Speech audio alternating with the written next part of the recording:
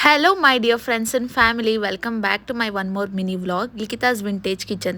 Today I am preparing paneer tikka masala. ಹೇಗೆ ಮಾಡೋದು ನೋಡ್ಕೊಳ್ಳಿ. ಮೊದಲು ಒಂದು ಪ್ಯಾನ್ ಇಟ್ಟಿದ್ದೀನಿ, ಅದಕ್ಕೆ 2 ಸ್ಪೂನ್ ತುಪ್ಪ ಹಾಕ್ಕೊಂಡಿದ್ದೀನಿ. ತುಪ್ಪ ಚೆನ್ನಾಗಿ ಬೆಂದಾದಮೇಲೆ 1.5 ಸ್ಪೂನು ಜೀರಿಗೆ ತೊಗೊಂಡಿದ್ದೀನಿ. ಆ ಜೀರಿಗೆನ ಹಾಕಬೇಕು.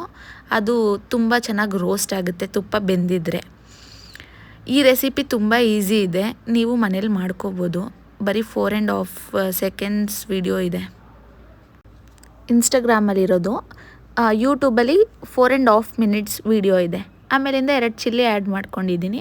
ಚಿಲ್ಲಿ ನಿಮಗೆ ಇನ್ನೂ ಸ್ಪೈಸಿಯಾಗಿರ್ಬೇಕಂತಂದರೆ ಬೇಕಾದ್ರೆ ಇನ್ನೆರಡು ಆ್ಯಡ್ ಮಾಡ್ಕೋಬೋದು. ನಾನು ಪೌಡರ್ನೂ ಸೇರಿಸ್ಕೋತೀನಿ ಇದ್ರ ಜೊತೆಗೆ, ಅದಕ್ಕೆ ಬರೀ ನಾನು 2 ಚಿಲ್ಲಿ ಆ್ಯಡ್ ಮಾಡ್ಕೊಂಡಿದ್ದೀನಿ. ಮತ್ತು 2 ಈರುಳ್ಳಿ ಆ್ಯಡ್ ಮಾಡ್ಕೊತಿದ್ದೀನಿ. ಈರುಳ್ಳಿನ ಚಿಕ್ಕ ಚಿಕ್ಕದಾಗಿ ಕಟ್ ಮಾಡಿದರೆ ತುಂಬ ಚೆನ್ನಾಗಿರುತ್ತೆ.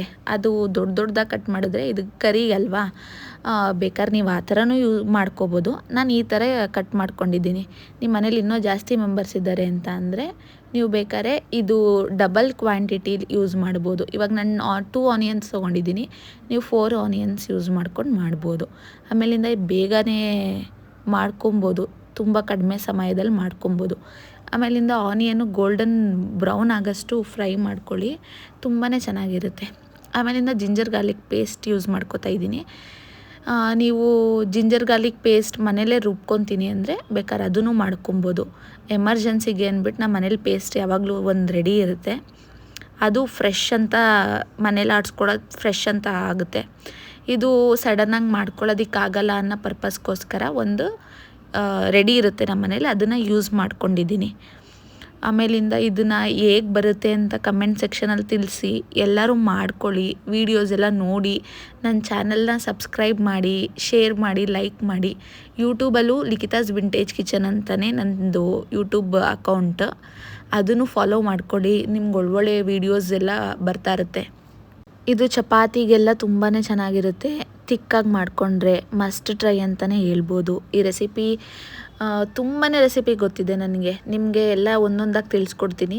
ನೆಕ್ಸ್ಟು ಟೊಮ್ಯಾಟೊ ಮತ್ತು ಮೊದಲು ಗೋಡಂಬಿನ ನೆನೆಸಿಟ್ಕೊಂಡಿದ್ದೆ ವಾಟರಲ್ಲಿ 1 7 8. ಅದ್ರ ಜೊತೆಗೆ ನಾನು ಒಂದೇ ಒಂದು ಟೊಮ್ಯಾಟೊ ತೊಗೊಂಡಿದ್ದೀನಿ. ಅದನ್ನು ಗ್ರೈಂಡ್ ಮಾಡಿಕೊಂಡು ಅದ್ರ ಪೇಸ್ಟ್ ಹಾಕಿ ತುಂಬಾ ಚೆನ್ನಾಗಿರುತ್ತೆ. ಇದಕ್ಕೆ ಬೇಕಾದ್ರೆ ನೀವು ಜಿಂಜರ್ ಗಾರ್ಲಿಕ್ಕು ಮತ್ತು ಗ್ರೀನ್ ಚಿಲ್ಲಿ, ಕೊತ್ತಂಬರಿ ಸೊಪ್ಪು ಆ್ಯಡ್ ಮಾಡ್ಕೋಬೋದು. ನಾನೇನು ಆ್ಯಡ್ ಮಾಡಿಲ್ಲ, ಸಿಂಪಲಾಗಿ ಮಾಡ್ತಾ ಇರೋದಲ್ವಾ. ಇನ್ನೊಂದು ಪನ್ನೀರ್ ಕರಿನೂ ಇರುತ್ತೆ, ಅದಕ್ಕೆ ಹೇಳ್ಕೊಡ್ತೀನಿ. ಈ ವಿಡಿಯೋ ನಾನು ಮಾಡೋದು ಮರ್ತ್ಕೊಂಡೆ.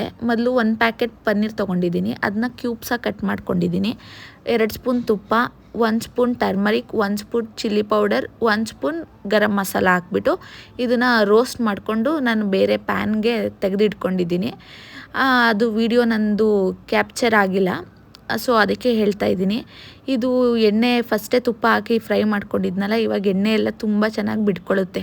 ಅದಕ್ಕೆ ನಾನು 2 ಸ್ಪೂನ್ ತುಪ್ಪ ಅಂತ ಅಂದೆ. ನಿಮ್ಗೆ ಇನ್ನೊಂದು ಸ್ವಲ್ಪ ಜಾಸ್ತಿ ತುಪ್ಪ ಎಣ್ಣೆ ಥರ ಬೇಕು ಅಂತ ಅಂದರೆ ಬೇಕಾದ್ರೆ ನೀವು ಇನ್ನೊಂದು ಸ್ಪೂನ್ ತುಪ್ಪನೂ ಆ್ಯಡ್ ಮಾಡ್ಕೋಬೋದು.